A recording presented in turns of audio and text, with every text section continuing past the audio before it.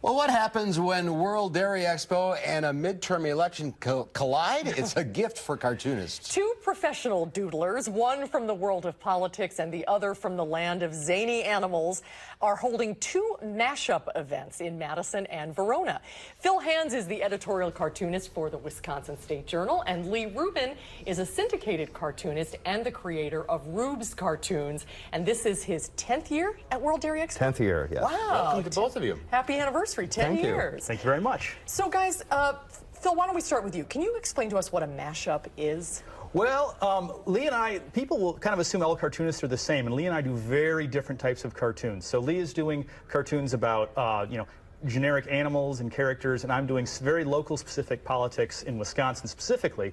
And so we thought, how weird would it be to kind of combine our two cartoons into some sort of weird story that'll tell some strange story about I draw a lot of cartoons about cows. He draws a lot of cartoons about cows, and so I thought we'd put them together and see what happens. So are politicians and cows similar in any way? Depends on how much they milk the... you take it from there. I don't know. Your cartoons, Leigh, remind me very much of The Far Side. Yes. It's sort of like that. And how would you describe yours, Phil? Well, I'm a very standard old-school editorial cartoonist, so I'm looking at capturing a complex issue in one very tight, simple image, just like that, taking a very known image like the state flag of Wisconsin and mashing it and turning it into something about gay marriage. I love drawing Governor Walker. He's one of my favorite people to draw, and people love to see cartoons about Governor Walker because he's so popular in this part of the state.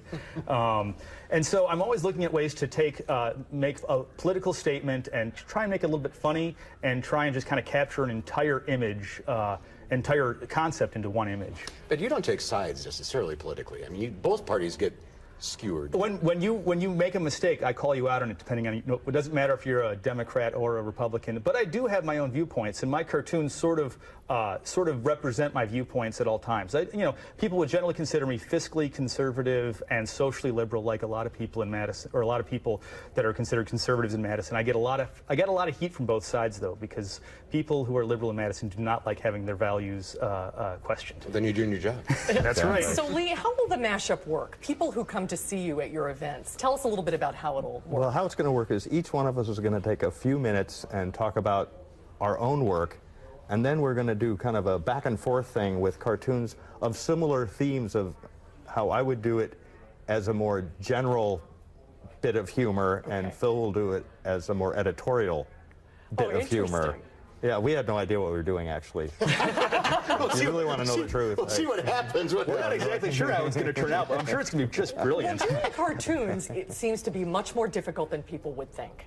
One would think if you have a daily deadline, and it'll be 30 years, November 1st, yes, it's a lot more difficult than you might think. How's the business changed in 30 years? There are less newspapers around, and there's a wider audience you can reach on the web, though. So in one way it's good, in one way it's not good. And somehow we have to make all that stuff work together. And do you have your booth at World Dairy Expo again this year? Yes, please come right near the ice cream booth. Well, we're looking forward to the mashup, whatever it is. Us too. Thanks, guys. Good to see you guys. A lot of fun.